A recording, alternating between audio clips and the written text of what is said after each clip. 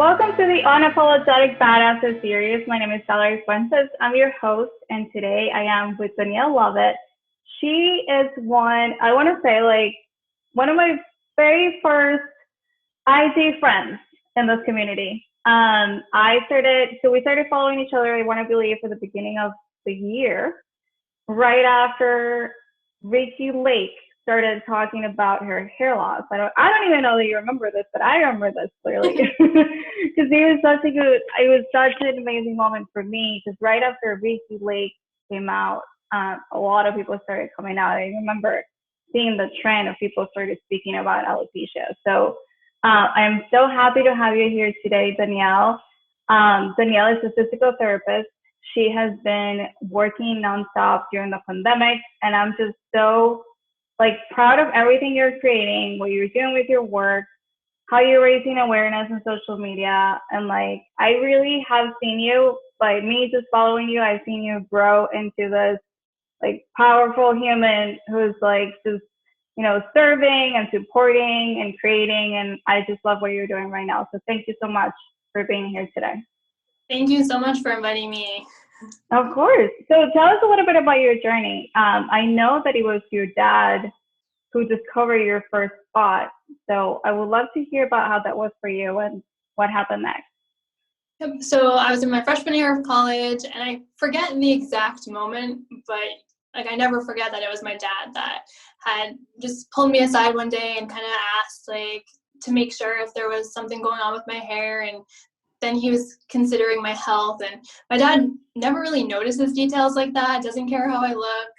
He, would never want to bring up anything to make me feel insecure. So when he noticed it, I kind of was like, oh, I would never notice that. Let me, look into this. And I don't remember all the steps. I think I was so overwhelmed, and me being nervous that I'm pretty sure I had just talked to my crush that day.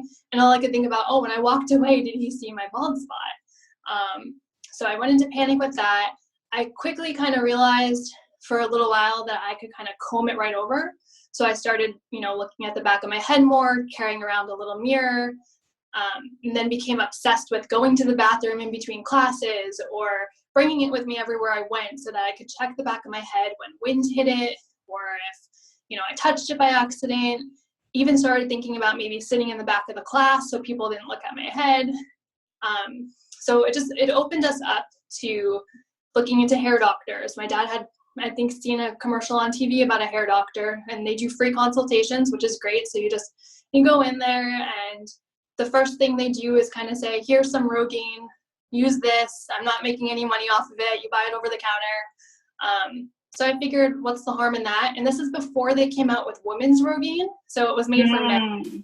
And I was kind of like, should I be taking this? This is made for men. And then I was like, well, you know what? This is what the doctor said. I want to have my hair back. Hopefully this can regrow it. So we did Rogaine, and then it turned into, before the laser caps, the lasers that you sit under.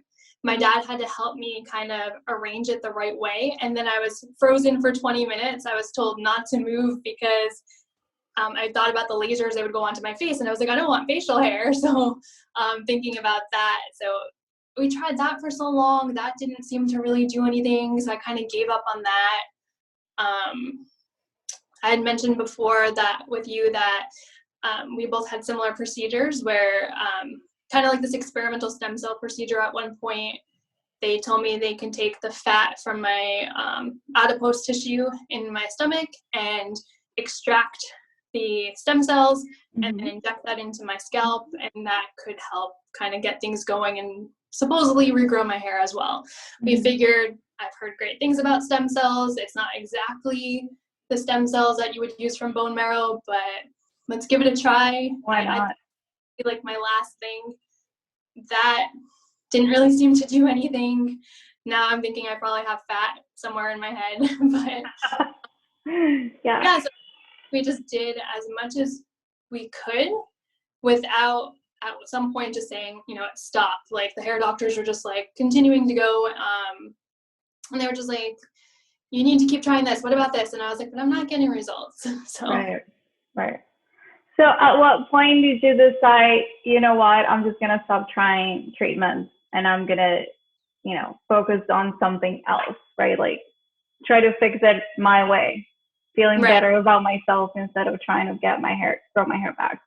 Yeah, so around the end of 2018, thinking of a new year coming up, I had said, I've looked into wigs before, but I don't really know if they're for me. I kind of had this thing against wigs for some reason, thought maybe it was throwing in the towel, kind of almost creeped out a little bit at first. I have no clue why, because there's really nothing to be creeped out about. Right. But for thinking, well, if I'm going to do a wig for work, I need to probably shave my head too. That was just my thought process. I wanted to stop tying my beauty to my hair, so that was one reason. But I also thought, well, if I buzz my hair, and I wouldn't do this just because to make myself look good or whatnot, but I was like, if I buzz my hair, I'll do it also for charity because I want to raise money for that. Maybe that will, if you buzz your hair, most people will be like, oh, I'll pay for you to do that. Right. So I figured I'll raise money for charity, and then that will be my cover up that I shaved my head for charity, so now I'm going to wear the wig. So easy transition. So I thought it'd be like a really easy transition to do it that way. So I watched a lot of YouTube videos to get myself kind of pumped up. I was like, all these women are looking beautiful when they buzz their hair. I want to know what's under there. So I set up an appointment, buzzed my hair, raised a little bit of money. And then a little bit before that, though, I had gotten a wig just in case I hated my buzzed hair. So I had a wig already in place, and I went and got that at a local wig shop.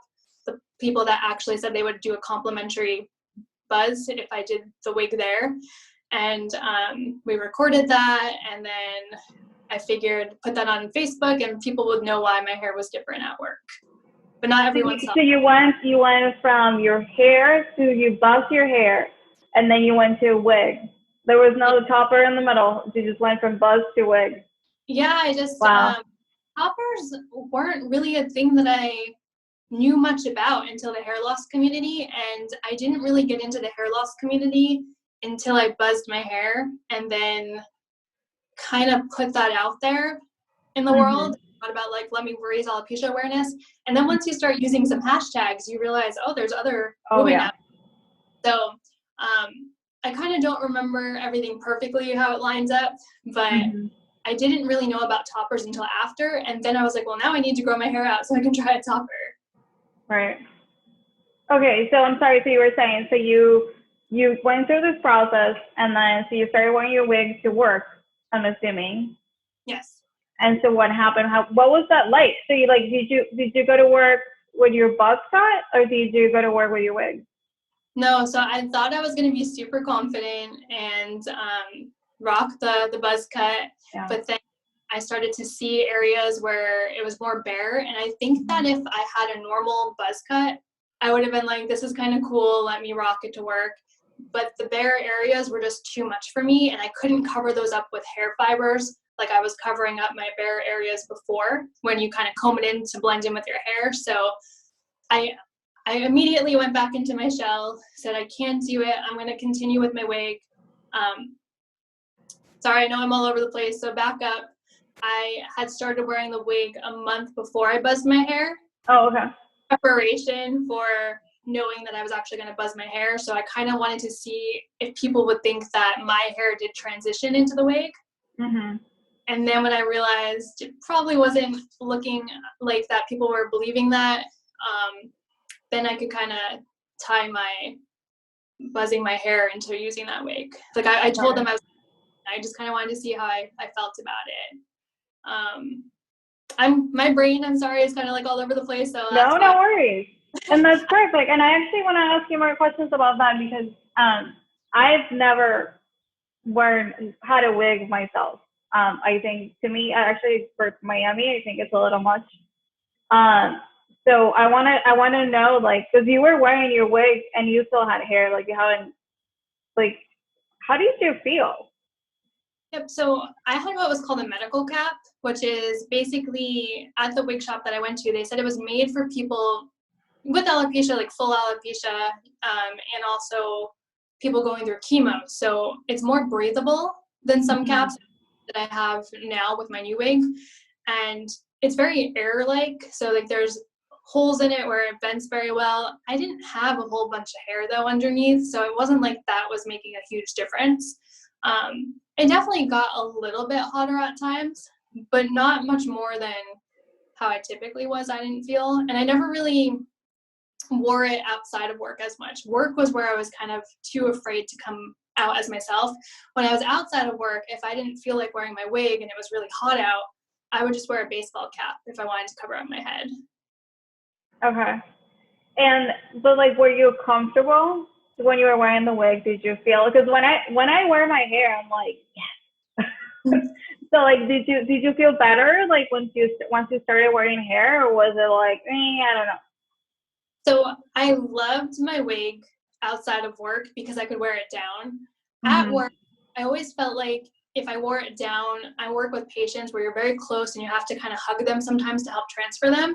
And I felt like my hair was getting pulled if I wore it down.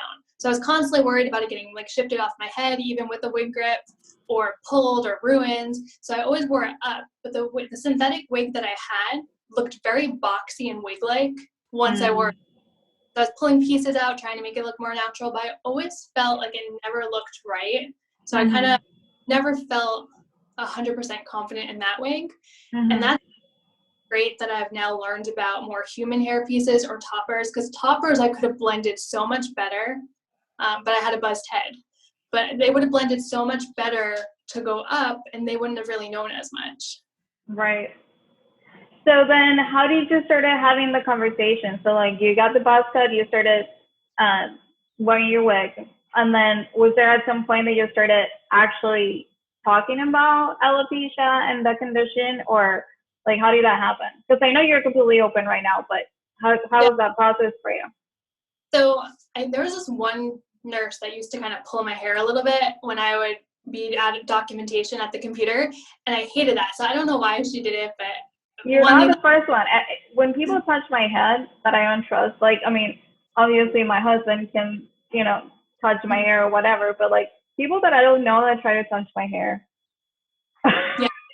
So she not. So she bio hair a lot, and I didn't like that either, because if it shifted everything the way that it was, like I had it combed over just right. So she would do that with my bio hair sometimes, and then one time she did it with my wig, and I was like, and it actually was after she had known, because basically she looked at me and she's like, why are you wearing a wig? Which I thought was very blunt.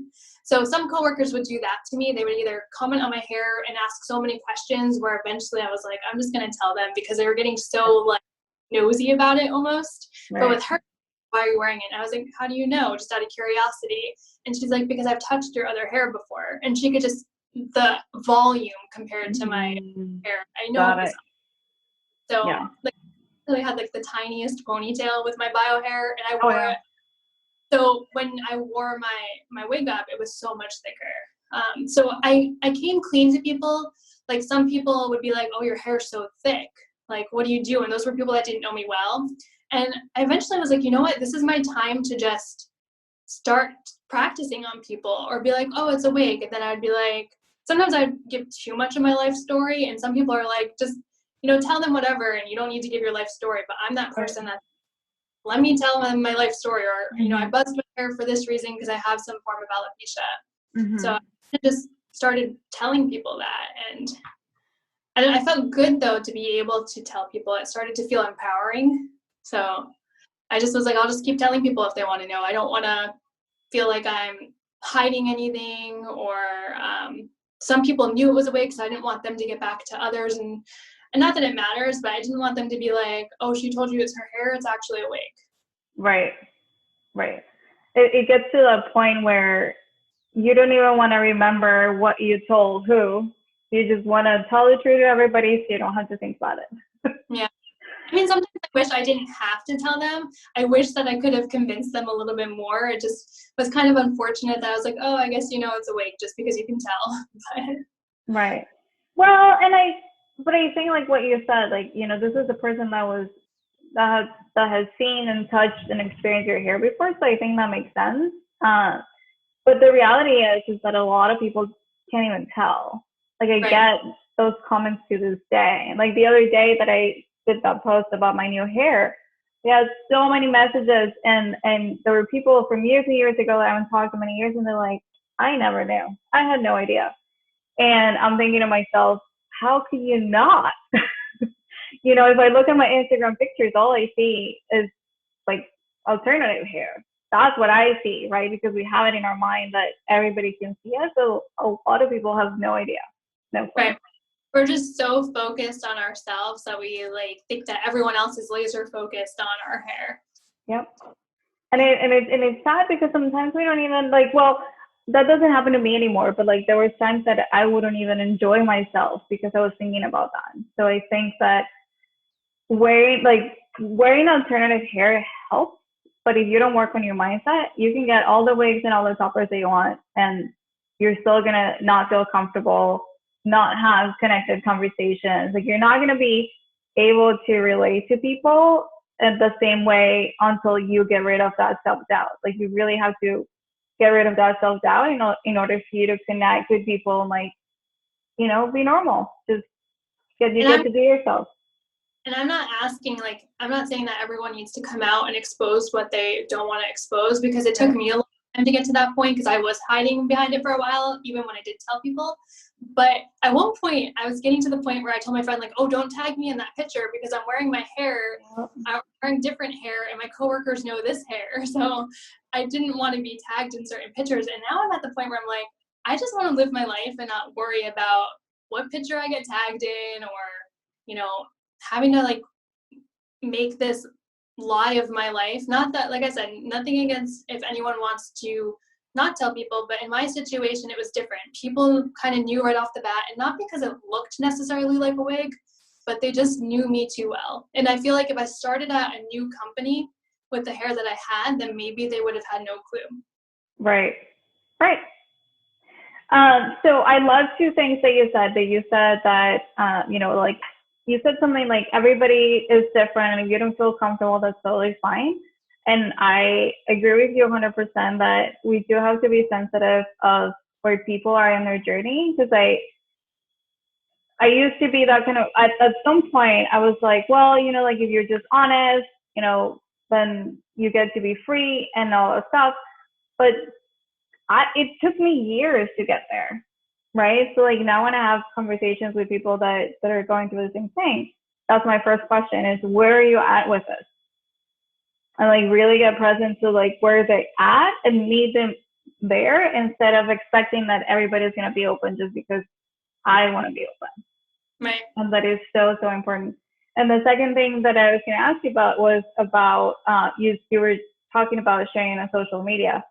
So what was that like for you?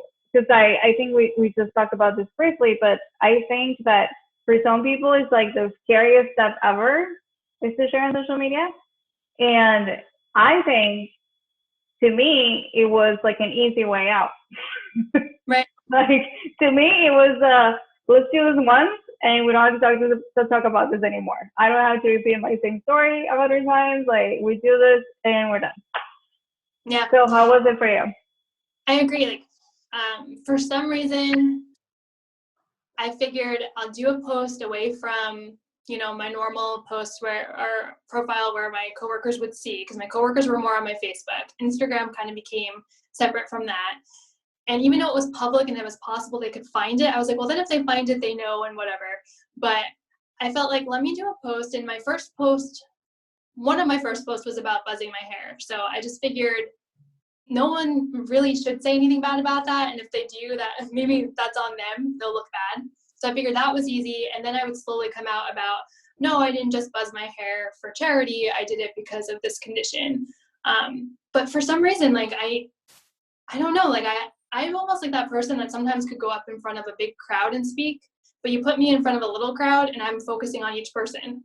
So I think that I was ready for maybe some negativity on social media, but there's some really nice people on social media too that will have your back. So I was like, if I can get some positivity from that and maybe get their real opinions, then I can handle whatever my coworkers might say. So I felt like more comfortable for some reason putting a picture that was really embarrassing to me. After I got a little bit of nerves posting it, I felt comfortable about it on social media. versus telling someone in person. I don't know what it is about that face-to-face, but I can't run and hide. I can post something on social media, shut it down, and just go into hiding and not worry about it until I open it back up. But in person, I feel like I can't take it back right away. Right. So it takes a lot more for me to open up in person. So it still does. You still feel like you hold back a little bit when you're in person? A little bit, but now I've gotten to the point where I've already posted stuff that most people know. And I think I'm trying to remember who I heard talk about this the other day. And it might have even been something I was looking back on your page at one point, but someone was saying how you can, if someone approaches you, you could just be like, oh, don't you know, everyone knows about that. And I loved kind of having that answer. So if someone were to say something, I could be just like, oh yeah, everyone knows. I've already made like a public announcement. Right. And I think it's so important what you're saying. I think it's definitely our attitude is what's going to dictate the tone of the conversation. Like the way you tell your story is how people are going to react. If you're going to tell them your story as in, oh my God, you know, I'm a victim of this and it's so painful and you have no idea, they're obviously going to look at you and be like, oh my God, I'm so sorry. You know, they're going to look at it as it is a big deal. And if you tell your story as in like, yeah, I have alopecia and I'm, you know, I have hair loss, people are going to react the same way. They're just going to say, okay, you know, awesome, like whatever they're going to say. But I think it's up to us what we make it and how much meaning we give to it. Like, are we going to make it meaningful that it's something that dictates who we are? I think that's super key. Is this going to dictate who you are or not? Right? Like, if you treat it as in like, oh yeah, I got a cut and this is the scar that I got when I fell when I was 5, right? Like, I know it's different, obviously significantly different, and like what we experience is so way heavier than a cut. But if we start seeing it as just a cut, like we get to experience that for ourselves, right? We convince ourselves that it's not a big deal, and we get to convince other people that it's not a big deal. Yeah, and I really think that the only way that they're going to believe that it's not a big deal is if you believe that it's not a big deal, because you can't fool people. That's something that I learned. Yeah, that's so true. And I was that way too, because especially dating and being single, the first boys that I came out with, that was the biggest thing for me. I was so like tongue-tied. I would tell them I have to tell them something, and then they like literally couldn't get it out of me. And they're like, you're going to make me think like, because they said like, why don't you let me touch your hair? And I was like, I can't tell you, or like I was trying to come out with it. And this guy's like, did someone really hurt you or abuse you? He's like, wow. And then when I finally came out with it, he was like, really? That's it? And that was a good reaction in a way though, because I was like, oh, I was trying to like prepare you for the worst. And they were like, that was nothing compared to what you built it up to. So that was kind of great to hear. But I would build it up so much that they were probably like, you're acting like this is the end of the world. Yeah, so that's definitely a great step. Like people are going to take it in whichever way you present it. So if you find yourself having to share your story, I will obviously you have to get to a point where you feel comfortable believing that and sharing. But I do think that like the conversation is going to go however you want it to go. Right. It's that simple. So I know you're on TikTok these days, and I still haven't joined my world, but because I am so excited about raising awareness and what's happening in the world right now with alopecia, because so many people have come out and started talking about it. So I want to know what's happening on TikTok, because I've seen you do amazing stuff. Thanks. Well, I joined TikTok originally just because I was like, let me see what all the hype is about. I was bored. I didn't think anything of it, but it does become a little bit of an addiction. And then you realize when you're looking to raise awareness, your kind of creativity juices get flowing. So for me, I originally started with a really funny joke that you get to do as a voiceover from a favorite comedian.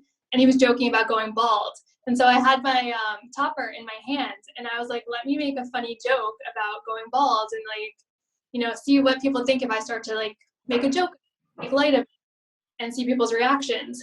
And then I was like, I want to start raising major awareness, and I want to help contribute what other people are doing videos as well. So I haven't really blown up on TikTok or anything. No one's really, they follow some silly things, and I don't know that it's raising the awareness yet that I want, but it is putting it out there into the world, and people do see it. So if nothing else, I'm feeling free from doing it, and I'm not getting negativity, at least now. So that feels good. Some people have said things like, oh, I looked up that topper that you had on your head, and I would never pay that much. And I educated them about, well, if you had hair loss, you might put a little bit more value into it because it's priceless to have hair that you love. So. Absolutely. Absolutely. Yeah. And honestly, I think it's a matter of just putting it out there. Like for me, it doesn't really matter how many people see it. It's just knowing that I am sharing what's happening. And I think that what I love about your account is like you share the good, the bad, and the ugly. Like I don't like when you have bad days, we can see it because you're not afraid. When you know what I mean? Like we can really see what's in your mind. And so I love that because I also, you know what I mean? Like this is not like we're happy every day, right? It doesn't work out like that. It's not like you wake up every day like, oh yeah, that's awesome. It's not like that. So it's the fact of owning it in a way that, like, that you're living with this and I really can see how you like going in and out of like, yeah, today sucks and tomorrow will be better. Like, right? Like you like bounce back and then I see you the next day and then you're great. So I really appreciate your honesty and like everything you're sharing. Well, thanks. Yeah. Social media definitely has become a little bit of an outlet to me. I have some friends that are like, oh, you like share too much on social media. But I went from hiding my whole alopecia journey to all of a sudden feeling free about it. And I was like, it's such a good outlet to just be like, for other women that are going through this, you're having a bad day, like you said, so am I. But we'll move on from this. Or I love making things into a little bit of a joke. I like to make light of it a little bit because they say if you're not laughing, you're crying. So. Yeah. And so I know that you have been working pretty much full time throughout the pandemic. So tell us what has been your experience and like even with your hair, because I know there are different things for you right now. I would like to hear more. So the funny thing is I've also done scalp micropigmentation kind of Yeah, that's great. I totally forgot to ask you about that. Oh my God. Yes. Please tell us. It kind of leads into the pandemic. So I'm super curious. Yes, that was right before the pandemic. So I decided to do scalp micropigmentation, which is another reason why I decided I need to come out with my bio hair again afterward. Because you can't put anything on your head usually for about 5 days after you have the procedure. So I started having that done prior to the pandemic. And so I came out with my bio hair at that point. But then I was like, my hair looks like absolute crap and like it's oily. And immediately after having the scalp micropigmentation. So I was like, what am I going to do about my hair for work? So I was like, oh, bandana's perfect. I'm not allowed to have head coverings, but he said I can tie something loosely. So I actually started wearing bandanas prior to COVID-19 really being a thing.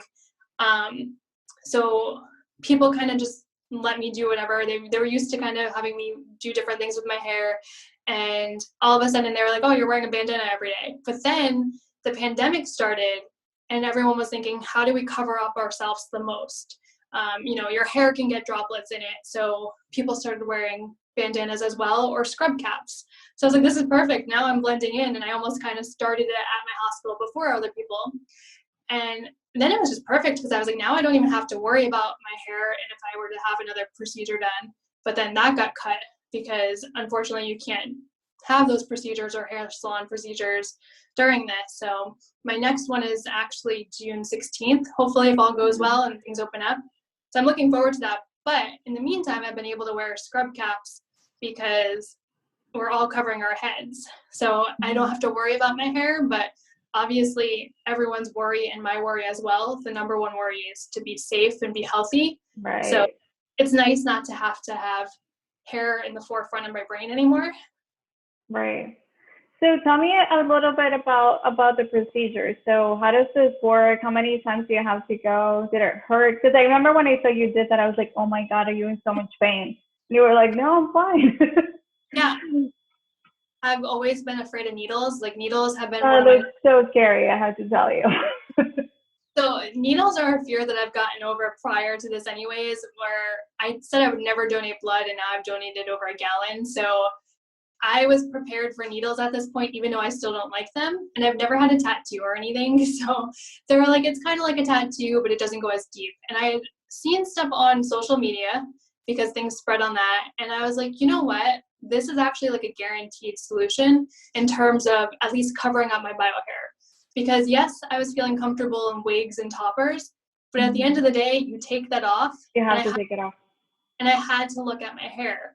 And I was thinking about how in the summers I always avoided the beach and going in the water because my hair. So I was like, well, if the scalp micropigmentation can at least fill that in a little bit, then I don't have to worry about those spots showing if I go in the water. So that was another thing that I wanted to kind of do as kind of like a solution, but not like something that I'm just trying in hopes that it will work, but kind of something that would be more of a guaranteed solution with my bio hair as well. So I searched Google and I found a local person that did it. They told me it feels kind of like scratching on your head, but it's not really painful. So I just decided to bite the bullet and I was like, I'm going to do this. If I don't like it, then oh well, but at least it'll be better than it was. So he says it varies person to person. I've already had 2 procedures done. He said another 1 or 2 to finish. He wants to do it to my satisfaction, but we're kind of at a little bit of a what do we do next, because he said, he's like, I'm not doing this in a mean way because he has had hair loss himself, but he said you have some of the most hair loss that I've seen. Like he's seen completely bald men, but as far as women, he's like, you have the most hair loss in a woman that I've seen. And he's like, but you still have a lot of hair at the same time, so it's kind of hard to explain. Right. So that's very much androgenic alopecia, which is what I have too. Yeah. Yeah. So like I basically wanted to replace my hair fibers. I was tired of hair fibers. They were making a mess of my God. They washed out, and they got expensive after a while. So I was like, if we can replace my hair fibers, that would make me happy. But he would have to do a certain density to do that. So he's like, well, here's the thing. If you ever want to buzz your hair again or your hair loss progresses, we can't go too dark because then it's going to look spray painted on if your hair gets shorter. So we're kind of at this, like, how do we do it to make it look good, but not so bad that if I lose more hair or decide to buzz it in the future, that it's going to look blotchy. So that's what I was going to ask you, because are you doing it on certain areas or are you doing it in your whole scalp? Basically, he's going through my whole head and filling in the areas. I have hair loss throughout. So he's doing a lot of work. That is a lot. Yeah. So it's up there in price. If you do certain areas, it's not as bad, but it's just like one of those things, like once I have something in my mind, I just really want to try it. And I figured it can't hurt. It's supposed to last about it's permanent, it's semi-permanent. It's lasting at its best about 5 years, and then it's always there, but you need touch-ups, but the touch-ups aren't as often and they aren't as expensive. And so are you happy with the results? Like, how do you feel right now? Yep. So after the second one, I still was a little disappointed with how it was, but I noticed after I showered, which is where my hair looks the thinnest, that it was looking better in certain areas. But I was supposed to have a touch-up a while ago, but COVID delayed that. So it seems like it's faded a good amount. And he says that means he just needs to go darker the next time. So he's kind of been playing around with, he gave it enough time in between so he knows how it's going to kind of fade the ink. He said he's going to go a little bit darker and we're going to kind of go from there. So you are moving forward. You're going to keep going. Well, I already paid for it all up front. Oh, okay. Yeah. Okay. Yeah. So I'm going to keep going and I'll keep posting videos of how the progress turns out. So mid-June, I'll post another video just to kind of see the comparison. Yeah. Well, so thank you so much for everything you share. Is there any like last thoughts that you would like to share with women that are going through this right now? I mean, obviously you have a million girls online that you can reach out to, so definitely reach out to anyone, reach out to me. I would love to help someone because just in all of the type of careers that I've chosen, I love helping people, but I wish I had someone to help me. I didn't have that. I didn't have really anyone to turn to, and I don't even have someone in person that I really know going through this. It's always been someone online. So if I could be that help to someone, or you know, I just would love to help, like how you are doing, Valerie. I just love helping spread awareness because now I've kind of made it my mission where I'm like, I just really want this to be normalized so that we don't have to go through this journey. So at one point, a girl can go through this and not have those worries that we have. Mm-hmm. Mm-hmm. Yeah, thank you so much. So I'll make sure to share your information so people can find you.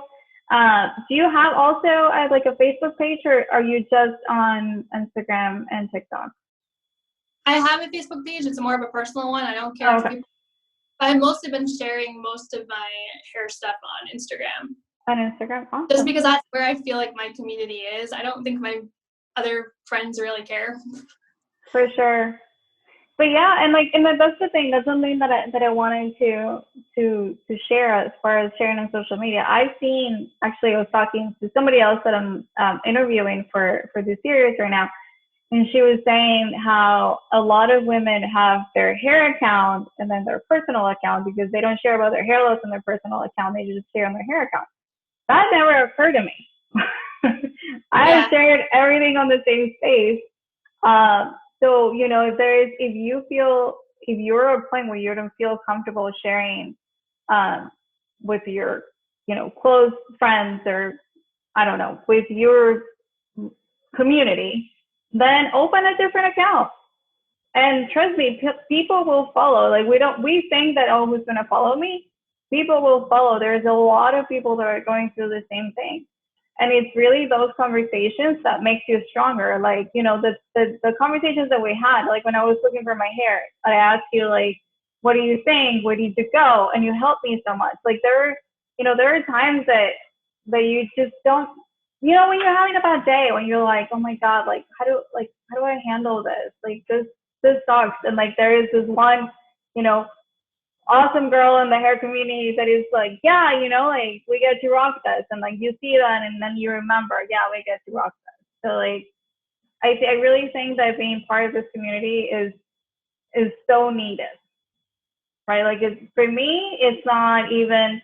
I mean, not only has become like my purpose and what drives me, but I also feel like I need it. Like I rely on you guys. Like you guys are my support system because nobody else understands. Let's get real. Like when people tell me like, oh, I'm going to therapy, and I'm thinking to myself, okay, great. And has your psychiatrist or whatever lost their hair? No. Well, then really they don't know. Or that's how I feel. Like I feel like this is something that you have to experience to understand. Right, I agree.